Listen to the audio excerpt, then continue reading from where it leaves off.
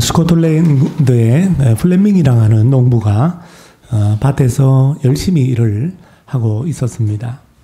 갑자기 가까운 늪지대에서 비명소리가 들렸습니다. 살려주세요, 살려주세요. 하던 일을 멈추고 늪지대로 내려가 보니까 웬 소년이 늪지대에 빠져서 허우적거리고 있었습니다. 그 늪지대라서 굉장히 구출하기가 힘들었지만 온갖 노력을 다해서 이 농부가 그 소년을 구해 주었습니다. 그 소년은 집으로 갔어요. 누군지도 모르고 그냥 집으로 갔습니다. 그 다음날 그가 살고 있는 이 시골에 어떤 귀족이 수행원들을 이끌고 마차를 타고 자기 집에 방문을 하는 것이었습니다.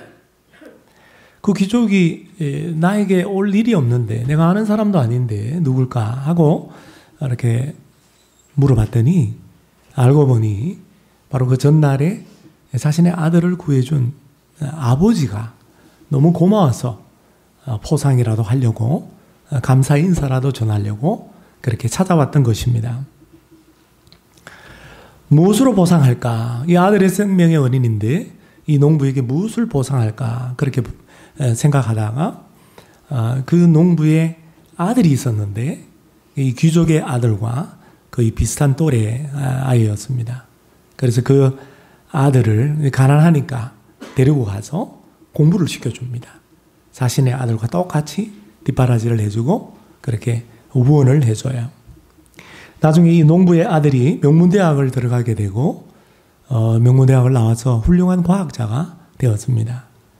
그의 이름이 바로 알렉산더 플레밍입니다. 농부의 아들이죠.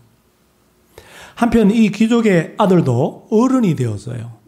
근데 불행하게도 이 아이가 자라서 어른이 되었을 때에 폐렴이 걸려서 거의 죽게 되었습니다. 그 당시에는 폐렴에 걸리면 거의 다 죽었습니다. 그런데 알렉산더 플레밍 누구죠? 그 농부의 아들이 발견한 그 과학자로서 발견한 페니실린, 그 페니실린으로 인해서 이 귀족의 아들이 살게 되었다라는 거예요. 이 귀족의 아들이 누군지 아세요? 영국의 총리였던 윈스턴 처칠입니다. 농부가 물에 빠진 귀족의 아들을 구해준 것, 그 아들을 구해준 것에 감사해서 귀족이 농부의 아들을 공부시켜준 것, 농부의 아들이 훌륭한 과학자가 되어서 페니실린을 발견한 것, 그 농부의 아들이 과학자가 되어서 발견한 그 페니실린으로 인하여서 폐렴에 걸린 귀족의 아들이 살아난 것, 그 아들이 세계대전에서 승리로 이끈 윈스턴 처칠이라는 것. 여러분, 이 모든 것이 우연입니까? 세상 사람들은 야, 어떻게 이 희한한 일이 이런 일이 있냐. 참 기가 막힌 인연이다. 이렇게 우리는 우연이라고 그렇게 생각을 하기가 쉽습니다. 그러나 우리가 믿는 자들은 하나님의 섭리를 믿기 때문에 하나님의 섭리의 관점에서 보면 이것은 우연이 아닌 거예요. 우연을 가장한 필연인 것입니다. 섭리라고 하는 단어가 재밌는 단어인데 우리 기독교 용어에서 굉장히 중요한 단어입니다. 우리가 섭리신앙 그러거든요. 섭리라고 하는 단어는 영어로 providence입니다.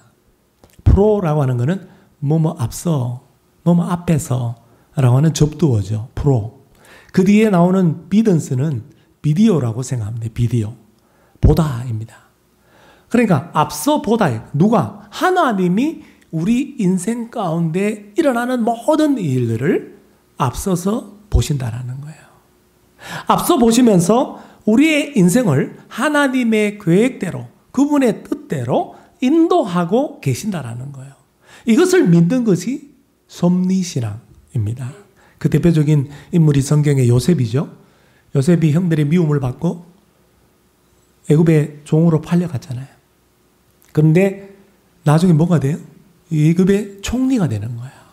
그때 형들을 다 불러놓고 원수를 갚은 것이 아니라 형들이 나를 해하려고 했지만 나를 해코지해서 나를 죽이려고 했지만 염려하지 마십시오. 하나님 그것을 선으로 바꾸셔서 오늘날 형들을 구원하려고 뿐만 아니라 만민들을 구원하려고 나를 이집트의 총리가 되게 하셨습니다.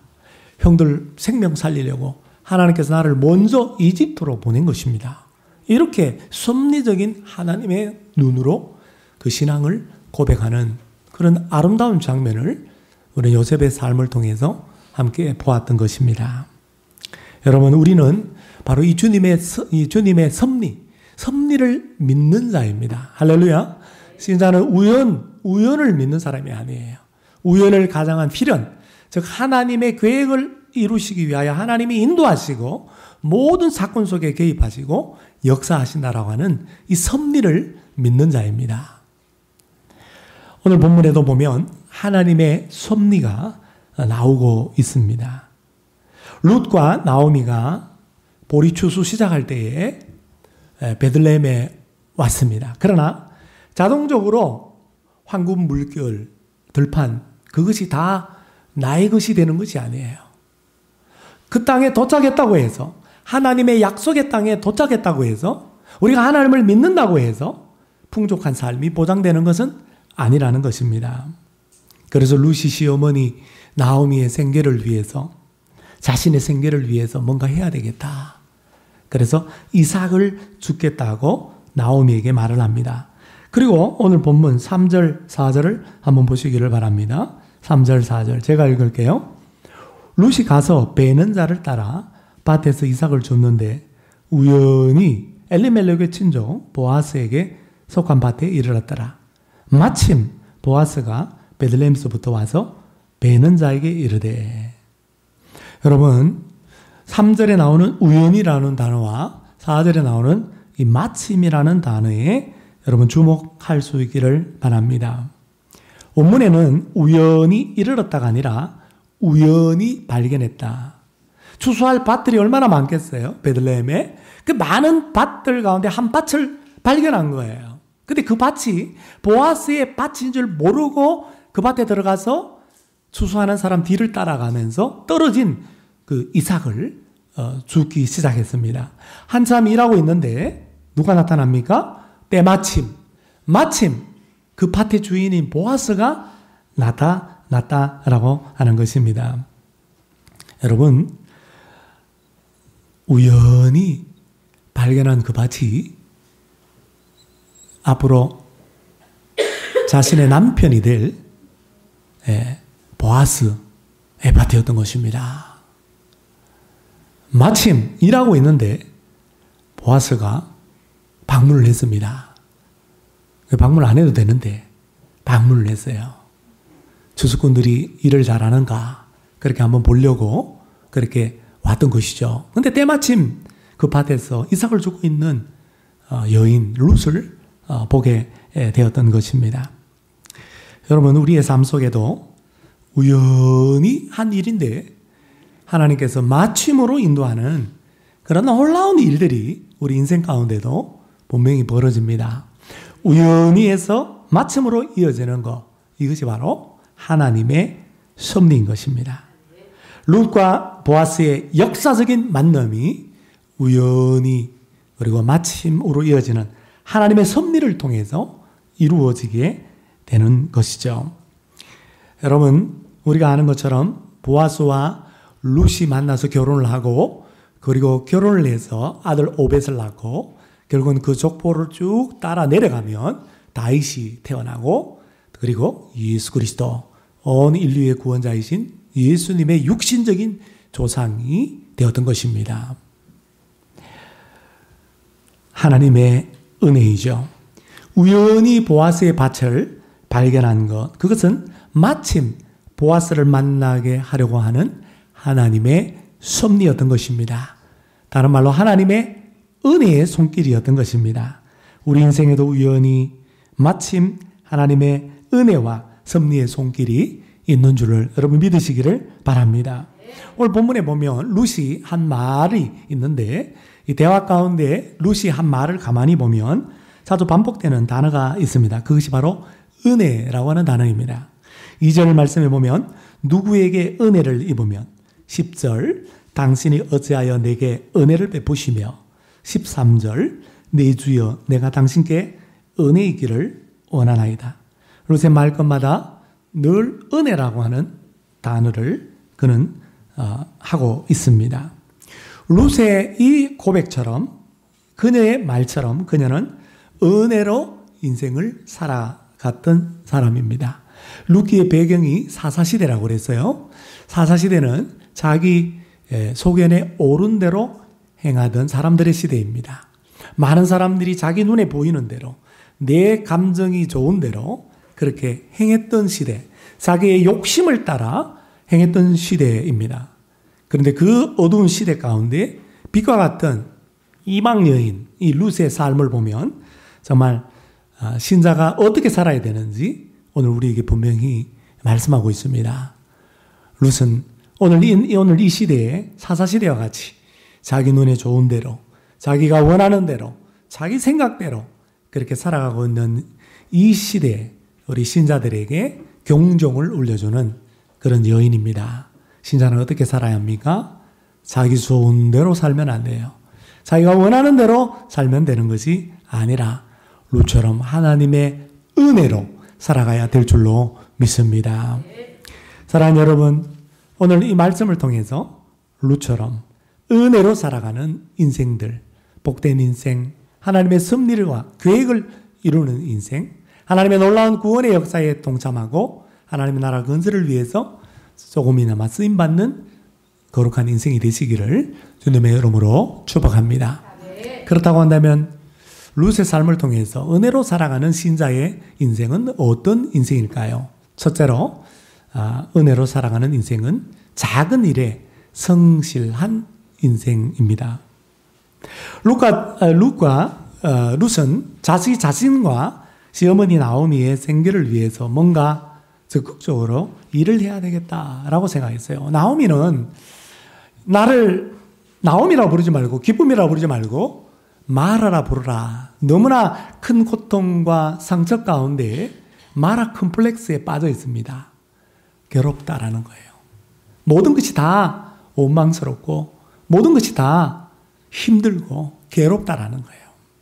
그래서 쓴 인생을 맛보고 살아가면서 내 인생은 쓰다. 나는 말하다. 이런 컴플렉스 속에 사로잡혀 있다 보니까 굉장히 소극적일 수밖에 없어요. 삶 자체가 위축적일 수밖에 없었습니다. 그러나 룻이라고 하는 여인이 다행히 그 곁에서 적극적인 인생을 살아가는 거예요. 뭔가 해야 되겠다. 하나님의 은혜를 바라보고 내가 할 수 있는 일이 뭘까? 보니까 이삭을 줍는 일이었다라는 거예요. 그래서 이삭을 줍는데 제일 먼저 이삭을 줍는 행동을 하는데 이 행동은 믿음의 행동입니다. 무슨 말이냐면 신명기 율법, 이스라엘의 율법에 보면 레위기에도 나오고 신명기에도 나오는데 한번 보십시오. 신명기 24장 19절에 율법이 이런 율법이 있습니다. 내가 밭에서 곡식을 벨 때에 그 한 묻을, 한 어떤 뭉치를 밭에 잊어버렸거든. 다시 가져오지 말고 나그네와 고아와 과부를 위해서 어떻게 하라고요? 남겨두라. 그러니까 이 곡식을 추수를 할 때 낫으로 이렇게 베지 않습니까? 벼를 베는데 베고 내가 이거 묶어 놨다가 그걸 다 가지고 와야 돼. 타작하려고 가져와야 되는데 아니 깜빡하고 잊어버리고 한 뭉텅거리를 놔뒀단 말이에요.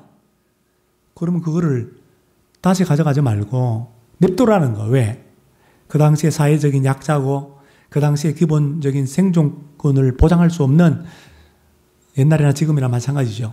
나그네, 외국인과 고아와 과부를 위해서 그것을 남겨두라는 거예요. 이게 여러분 하나님의 율법이에요. 율법은요, 하나님의 사랑이 듬뿍 담겨 있습니다. 율법을 보면요, 율법대로 지키고 살면요, 우리는 하나님을 사랑하고 이웃을 사랑하는 삶을 살아갈 수밖에 없는 거예요. 사회보장제도가 여기에 율법에 있습니다. 사회복지제도가 바로 여기에 있는 것입니다. 이 율법을 룻이 알았어. 이방 여인, 모함 여인이 어떻게 알았을까요? 네, 유대인 나오미를 통해서 알았어요. 나오미의 신앙을 통해서, 나오미의 가르침을 통해서 이런 율법이 있다는 걸 들어서 알고 있었습니다. 그래서 이 율법, 하나님의 말씀에 입각해서 그가 적극적으로 믿음으로 행동하기 시작한 것이 뭐예요? 그게 허리를 굽혀서 어느 밭에 들어가서 이삭을 줍는 일을 하는 것이었습니다. 매우 힘든 일이죠. 그리고 부끄러운 일이기도 합니다. 가난하다라는 하는 증명이 그렇게 드러내 볼 수밖에 없는 부끄러운 일이에요. 매우 작은 일일 수도 있습니다. 그러나 이 일을 우리 같으면 시시하게 여겨요. 우리는 큰 일, 작은 일, 뭐 중요한 일, 덜 중요한 일 이렇게 정해놓고 나름대로 평가하면서 뭐 중요한 일을 맡기면 그래도 저 사람이 나를 알아보는구나 해가지고 굉장히 기분이 좋으면서 그 일을 잘하려고 그래. 근데 남들이 알아주지 않는 하찮은 일이나 부끄러운 일, 그런 일을 맡으면은 이 사람이 나를 어떻게 보고 일어나, 나를 이렇게 하찮게 여기는가 이렇게 생각하고 그 일을 굉장히 하찮게 여길 경우가 있어요. 그 작은 일에 최선을 다하지 않습니다. 매우 실망해하고 그 일이 부끄럽고 그 일이 괴롭고 힘든 일이라고 그러면 대충 해버려. 아니면 하다가 그냥 중간에 그만둬버린다는 거예요. 이게 오늘 우리의 모습이에요. 그러나 룻은 그렇게 하지 않아요. 이삭 줍는 일이 작은 일이라고 해도 시시하게 여기지 않습니다. 이삭 줍는 일을 한다고 남들에게 부끄럽다고 여겨져서 실망하거나 포기하지 않습니다. 굉장히 작은 일이고 남들이 알아주지 않는 일이라고 해서 힘든 일이라고 해서 대충 하지 않습니다. 오히려 룻은 수치와 괴로움과 이 모든 힘듦을 다 감수하고 그 작은 일에, 그 이삭을 줍는 일에 최선을 다하고 성실을 다합니다. 그거 어떻게 알 수 있느냐? 룻 곁에서 지켜본 추수하는 일꾼들의 증언을 통해서 알 수 있습니다. 7절 하반절을 보시면 보아스가 저 여자가 누구냐? 눈에 띈 거예요. 너무 열심히 일하니까. 이방 여자, 저 여자가 누구냐? 이렇게 물었더니 사환이 저 여자가 누구다라고 얘기하면서 아침부터 와서 잠시 집에서 집이라는 거는 나오미가 같이 사는 집이 아니라 그 움막이 있어, 움막. 잠깐 일하다가 쉴 수 있는 움막이 있는데 저기서 잠깐 쉰 것 외에는 지금까지 계속 일하고 있습니다. 이삭 줍는 일을 하고 있습니다. 저 여자가. 얼마나 억척스럽게 일을 열심히 하는지 지켜보는 사환의 눈에 확 띌 정도인 거예요. 뭐 이삭 줍는 여자가 이 여자만 있었겠습니까? 그 당시에 고아와 과부가 이 여자뿐만 아니잖아요. 그 당시에 얼마나 많았겠어요. 그러니까 이삭 줍는 많은 사람들 가운데 사환의 눈에 띌 정도로 굉장히 억척스럽고 굉장히 열심을 다하고 성실하게 일하는 여인을 알게 된 것이죠. 나중에 뒤에 보면 보아스가 더 큰 은혜를 룻에게 베풀어 주는데 뭐 나중에 뭐라냐 합니까? 너희들 일부러라도 이 추수꾼들에게 일부러라도 추수를 하다가 배다가 뭉뚱거리 뽑아갖고 그냥 몰래 이렇게 떨쳐주라는 거. 그럼 따라오다가 룻이 더 많은 곡식을 이삭을 얻을 수 있도록 그렇게 하라는 겁니다. 그러면서 꾸짖지 말아라. 그거 가져간다고 해도 책망하지 말아라. 이런 말을 하는 걸 보면 굉장히 좀 성가신 존재였던 것 같아요. 이를 일꾼들 입장에서. 왜냐하면 추수를 다 하고 난 다음에 이삭을 줘야 되는 거 원래는. 그런데 성경을 읽어보면 따라가면서 추수하는 일꾼 따라가면서 뒤에서 이삭을 바로바로 주으니까 일하는데 얼마나 방해가 되지. 그러니까 막 야단도 치고 책망도 했나 봐. 그러니까 보아스가 뭉뚱그리 뽑아주고 가져가도 그거 책망하지 마. 꾸짖지 마. 이렇게까지 사원들에게 명령하는 걸 보면 룻이 얼마나 억척스럽게 성실하게 일했는지를 알 수가 있습니다. 오스왈드 챔버스가 주님은 나의 최고봉이라는 책을 썼는데 그 책에 보면 이런 말이 있습니다. 우리는 일상생활 속에서 하나님의 놀라운 은혜를 드러내도록 지어진 존재입니다. 일상생활 속에서 하나님의 은혜를 드러내는 존재라는 거예요, 여러분. 내가 순종하는 가장 작은 일들의 배후에는, 그 이삭을 줍는 그런 작은 일들의 배후에는 하나님이 베푸시는 은혜의 능력이 있습니다. 단지 의무감 때문이 아니라 하나님이 나의 상황을 주장하신다고 믿기 때문에 내가 해야 할 일들을, 작은 일들을 수행한다면 하나님의 은혜로 베푸시는 모든 최상의 것들이 예수 그리스도의 속죄를 통해서 나의 것이 됩니다. 은혜의 좋은 것들이 내 것이 된다 이 말입니다. 의무감이 아니라 하나님 내 상황을 다 주장하고 계시고 돌보고 계신다는 걸 믿고 그 작은 일에 최선을 다하면 그 은혜의 좋은 것들이 다 내 것이 된다는 거예요. 마지막에 뭐라고 그래요? 은혜는 단조로운 일상 속에서 기꺼이 믿음으로 순종할 때 경험할 수 있습니다. 이 말을 보면 룻은 이삭 줍는 작은 일의 배후에 하나님의 은혜의 손길이 있다라는 것을 믿었어요. 하나님께서 나를 돌보고 계신다. 과부인 나를 불쌍히 여기시고 내 삶을 다 보고 계신다. 하나님 반드시 나를 돌봐 주실 것이다. 나에게 먹을 것을 주실 것이다. 이런 믿음을 가지고 하나님의 말씀 율법에 입각해서 믿음으로 나아가 밭에서 성실하게 허리를 굽혀서 이삭 줍는 일을 했는데 마침 그것이 보아스의 밭이었네요. 보아스가 누굽니까? 1절 말씀에 보니까 시아버지 엘리멜렉의 친족이었습니다. 친족은 직계 가족을 말해요. 직계 가족. 직계 가족이나 친척, 가까운 친척을 의미합니다. 그리고 뭐라고 그래요? 보아스는 유력한 자 관주에 보니까 여러분 뭐라고 돼 있어요? 유력한 자 관주에 성경 아래 풋노트에 보면 어떻게 돼 있어요? 부호라고 돼 있어요. 부호. 재산이 많았다라는 거예요. 보아스는 이름의 뜻이 뭐냐면 힘이 있다라는 뜻입니다. 이 남자가 굉장히 힘 있는 자. 이 베들레헴에서 굉장히 부호였습니다. 땅도 많이 가지고 있는, 단지 재산만 있는 것이 아니라 이런 뜻도 있어요. 덕망이 있는 자. 굉장히 많은 사람들에게 존경을 받는 인격자, 덕망이 있는 자였다라고 하는 것입니다. 여러분, 하나님이 이삭 줍는 그 작은 룻의 일을 통해서 룻이 보아스를 만날 수 있도록 하나님께서 역사하셨습니다. 보아스를 만난 이후에도 금방 결혼이 성사된 것이 아니라 룻에 대한 하나님의 계획과 섭리는 단계적으로, 스텝 바이 스텝, 단계적으로 이루어지는 것을 우리 룻기를 통해서 잘 압니다. 다윗과 예수 그리스도 육신의 조상이 되죠. 룻이 말이죠. 그러면 우리가 하나님의 인도를 받았다고 해서 처음부터 엄청난 꿈을 품고 일사천리로 모든 일들이 다 이루어질 것을 우리는 바라서는 안 된다라는 거예요. 뭐부터 해야 됩니까? 주어진 작은 일, 이삭을 줍는 일, 그 일에 우리가 먼저 최선을 다하고 여러분 성실함으로 임해야 될 줄로 믿습니다. 라틴 속담에 보면 하나님의 섭리는 게으른 자를 돕지 않는다, 이런 말이 있어요. 하나님의 섭리는 성실한 사람을 돕습니다. 룻은 이삭 줍는 그 작은 일에 성실했기 때문에 하나님의 섭리로 보아스의 밭으로 인도되었을 뿐만 아니라 보아스로부터 이런 은혜를 받아요. 8절 9절입니다. 보아스가 룻에게 이르되 내 딸아 들으라. 이삭을 주우러 다른 밭으로 가지 말며 여기서 떠나지 말고 나의 소녀들과 함께 있으라. 그들이 베는 밭을 보고 그들을 따르라. 내가 그 소년들에게 명령하여 너를 건드리지 말라 하였느니라. 목이 마르거든 그곳에 가서 소년들이 기러온 것을 마실지니라. 여자 혼자 이삭을 주우면 일하는 일꾼들, 남자들로부터 성적인 희롱을 당할 수도 있고 수행을 당할 수도 있어요. 그 사전에 방지하기 위해서 건드리지 말라! 일꾼들이 그렇게, 남자 소년들에게, 그렇게 일꾼들에게 명령을 내렸던 것입니다. 뿐만 아니라 다른 밭에 가지 말고 우리 밭에서 일해라.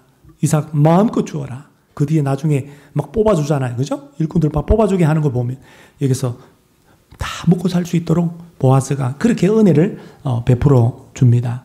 뿐만 아니라 일꾼들이 먹을 수 있는 물까지도 이삭 줍다가 목마르면 물도 먹어라 라고 그렇게 은혜를 베풀어 줘요. 그러니까 룻은 보아스로부터 어떤 은혜를 받았습니까? 공급의 은혜를 받습니다. 그리고 보아스의 특별한 사랑, 애정의 은혜를 받아요. 그리고 돌보심과 보호하심의 은혜를 이 여인이 받게 되었다라는 거예요. 사랑하는 성도 여러분, 시시하다고 소홀히 여긴 작은 일은 무엇입니까? 여러분들이 보기에 부끄럽고 힘들어서 정말 보잘것없다고 생각하고 실망했던 그 작은 일은 무엇입니까? 부담되고 수치스럽다고 그렇게 지나쳐버린, 그런 외면해버린 작은 일은 무엇입니까? 여러분 한번 생각해 보세요. 이제 그 작은 일에 여러분들이 성실하게 임하시기를 바랍니다. 왜냐하면 내가 하는 그 작은 일, 이삭을 줍는 그 일 속에 하나님의 엄청난 하나님의 보화를 숨겨두었기 때문에. 여러분 이삭을 줍고 있지만 그 이삭 속에 하나님의 놀라운 축복이 담겨 있었다라는 거예요. 그 이삭 속에 하나님의 놀라운 은혜가 들어있었다라는 거예요. 룻은 그것을 몰랐어요. 그러나 그가 하나님을 믿는 믿음으로 말씀에 의해서 순종함으로 그렇게 나아갔을 때 여러분 놀라운 하나님의 그 은혜를, 그 축복을 받아 누리게 된 줄로 믿습니다. 하나님께서 나에게 작은 일을 맡기시는 것은 나를 실망시키기 위함이 아니라 나에게 엄청난 하나님의 은혜를 주기 위함이요. 나의 나오미에게, 내 주의 곁에 있는 사람에게 그 은혜와 그 축복을 나누어 주라고, 은혜의 통로, 축복의 통로가 되기 위함인 줄 믿으시기를 바랍니다. 그걸 믿고 나의 작은 일, 이삭을 줍는 그 일에 여러분 성실한 인생이 되시기를 주님의 이름으로 축복합니다. 작은 일에 성실한 인생, 그것이 바로 은혜로 살아가는 인생입니다. 마지막 두 번째, 은혜로 살아가는 인생은 하나님의 말씀으로 사는 인생입니다. 룻이 보아스의 은혜에 너무너무 감격해서 감사를 표현하고 겸손하게 어찌하여 나에게 은혜를 베푸시며 돌보시나이까 엎드려 절하면서 그렇게 감사를 고백해요. 여러분, 은혜로 살아가는 인생은요, 작은 은혜에도 감사하는 인생입니다. 작은 일에도 성실할 뿐만 아니라 작은 일에 성실한 사람은 작은 은혜에도 크게 감사하는 삶을 살아가요. 오늘 룻이 그런 여인이었습니다. 그렇게 감사를 표현하자 보아스가 11절 12절에 보면 그에게 대답하여 이르되, 이건 원어에 보면 그의 목소리를 높여 이르되 이렇게 되어 있습니다. 보아스가 왜 여러분 소리를 높였을까? 흥분했기 때문에요. 왜 흥분했기 때문에? 왜 흥분했어요? 그 감사의 고백이 너무나 감동스러웠기 때문입니다. 그래서 보아스가 뭐라고 말하니까 너의 남편이 죽은 후로 너가 시어머니에게 행한 모든 것과 너의 부모와 고국을 떠나 전에 알지 못하던 백성, 그러니까 이 유대 백성, 이스라엘 백성에게로 온 일이 내게 분명히 알려졌느니라. 그러니까 이걸 벌써 알고 있었어요. 소문이 났어. 룻이라는 여인이 시어머니를 잘 섬겨. 그 시어머니가 결국은 이 보아스의 친척 엘리멜렉의 부인이잖아. 그러니까 이거 아는 거예요. 소문으로 들어서. 여호와께서 네가 행한 일, 그 행한 일이 뭐예요? 시어머니가 고백한 것처럼, 야 며느리들아 너희들이 나를 선대한 것처럼, 그 선대가 뭐예요? 헤세드, 하나님의 인애, 하나님의 사랑으로 나를 돌보아 준 거, 그거 하나님께서 너희들에게 갚아주기를 원하노라. 여호와께서 네가 행한 그 선대, 시어머니가 한 그 선대를 보답하시기를 원하며 이스라엘 하나님 여호와께서 그 하나님의 날개 아래 보호를 받으러 온 너에게, 그러니까 친정을 다 버리고 고향을 다 두고 이방 땅 베들레헴 땅으로 정말 하나님을 믿는 그 믿음 가지고 하나님을 피난처 삼아서 그렇게 온 너에게 온전한 상급을 베풀기를 원하노라. 저는 이 11절, 12절 말씀을 읽으면서 이건 인간의 말로 그렇게 와닿지 않습니다.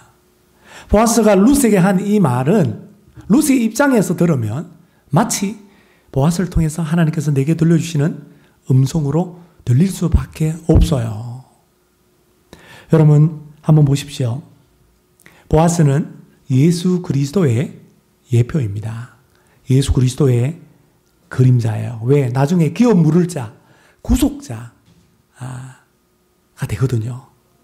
그러니까 예수님을 예표해요. 그러므로 이 말을 통해서 우리가 알 수 있는 게 뭐냐 하면, 이건 하나님의 말씀으로 들으면 이 말씀 속에 하나님은 룻이 지금까지 하고 있는 모든 일을 다 알고 계신다라는 거예요.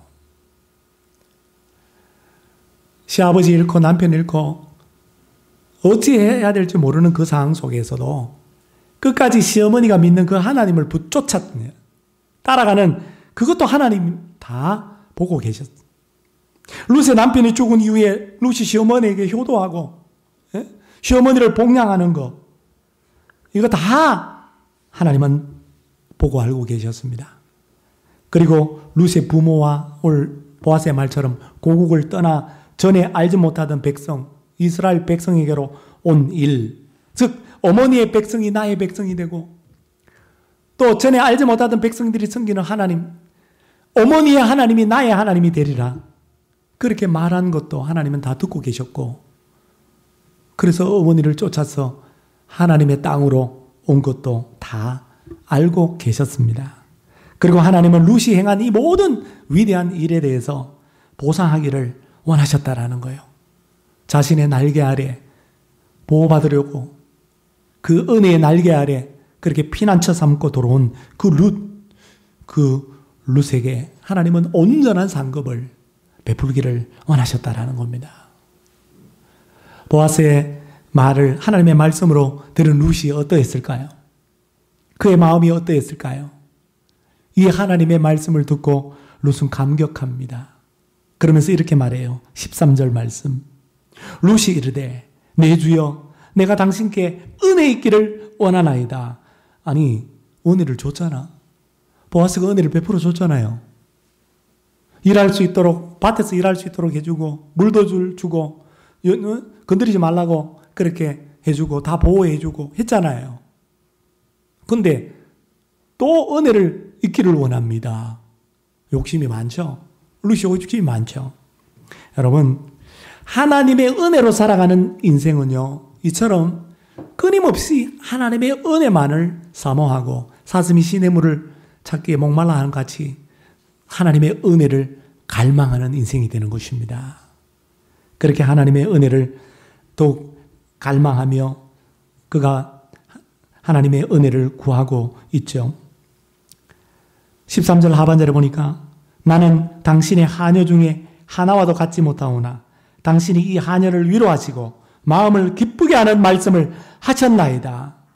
보아스가 11절 12절에서 한 이 말씀이 하나님의 말씀으로 와닿았기에 그 당신의 그 말씀으로 말미암아 내 마음이 위로가 되고 그리고 내 마음이 기쁨이 넘치게 되었다라고 그렇게 고백하고 있습니다.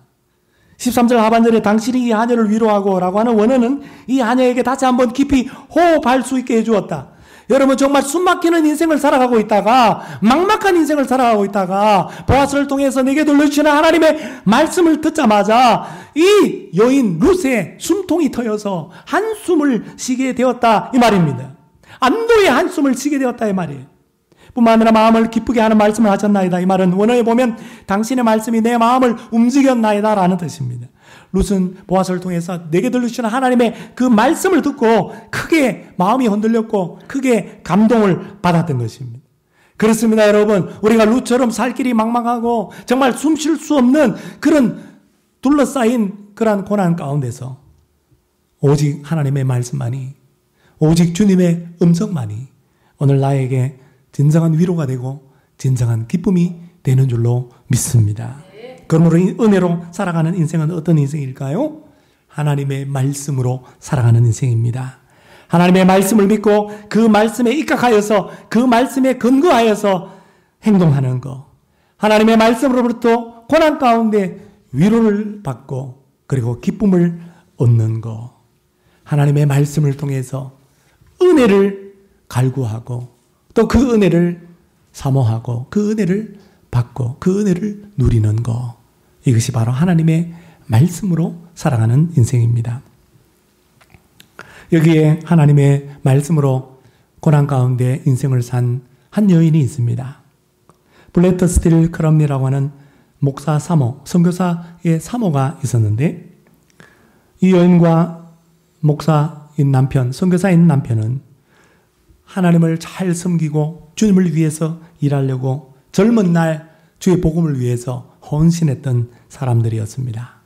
자녀가 셋이 있었는데 첫째는 4살의 백혈병으로 자녀를 먼저 잃게 되고 둘째는 18살, 셋째는 16살에 교통사고로 한꺼번에 죽게 되었습니다. 게다가 선교사였던 이 남편은 임파선 암을 앓다가 그만 33살의 젊은 나이에 세상을 떠나고 말았습니다. 덩그러니 여인 혼자 홀몸이 되어서 남게 되었어요. 보통 사람 같으면 아니 하나님의 일을 한다고 젊은 청춘을 불태우며 주님께 모든 것을 다 바쳤는데 왜 이렇게 나에게 소중한 자녀들을 빼앗아 가시고 내 남편까지 이렇게 거두어 가십니까? 하나님께 왜 이런 고난을 주셨냐고 원망할 것입니다. 근데 이 여자도 물론 인간이기 때문에 욥처럼 나오미처럼 원망은 했을 거예요. 근데 이 여자는 대단한 여자예요. 믿음의 여인이에요. 홀로 단신 정신을 차리고 다시 선교지로 나아갑니다. OM 선교사로 파송을 받아서 대만으로 가서 선교를 합니다. 57살의 나이에 이 여인 홀로 대만에서 선교를 하던 중에 더 큰 시련을 만나게 돼요. 어떤 흉악한 강도를 만나가지고 성추행을 당하게 되었습니다. 여인이 겪을 수 있는 최고의 고통을 겪게 된 거예요. 그런데 이 여인, 이 선교사가 고통스러운 과거를 드러내면서 고통을 통해서 발견한 진리를 전하기 위해서 책을 하나 썼습니다. 자서전적인 책을 하나 썼는데 그 책 이름이 우리나라에도 번역이 되어 있습니다. 사망의 골짜기를 지날지라도 라고는 책입니다. 그 책에서 그녀는 이렇게 간증합니다. 나는 하나님의 말씀에서 받은 위로의 힘을 체험했습니다.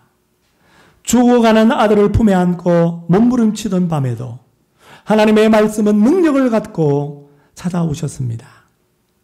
남편이 숨 한 번 들이마시기 위해서 죽을 힘을 다 쓰던 그 밤에도 하나님은 저에게 찾아와 말씀해 주셨습니다. 놀랍게도 그의 말씀이, 하나님의 말씀이 나의 비통함을 치유해 주심을 볼 수 있었습니다. 환난을 당하고 나니 평소에 건강할 때 상투적으로 들려지던 하나님의 말씀이 하나도 절대 거짓이 아니라 진리였습니다. 흑암을 비추는 빛, 마른 입술을 적셔주는 생수였습니다. 연약한 자에게 들려주시는 지팡이였습니다.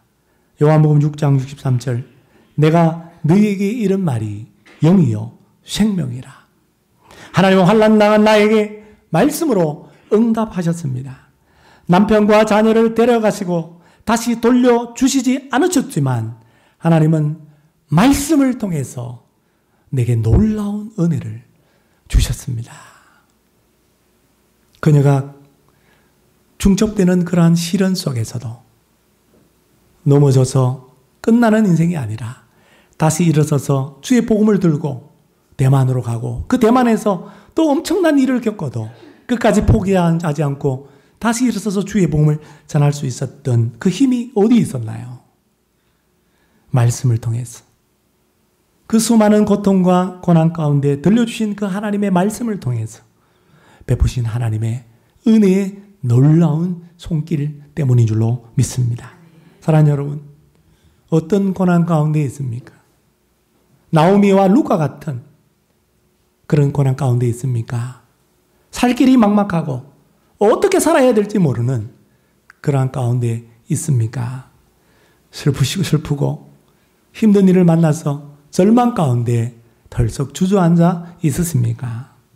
오늘 룻처럼, 오늘 크롬니 선교사처럼 이 시간 종을 통해서 여러분에게 들려주시는 하나님의 말씀을 통해서 하나님의 은혜의 손길, 하나님의 섭리의 손길을 깨달을 수 있기를 바랍니다.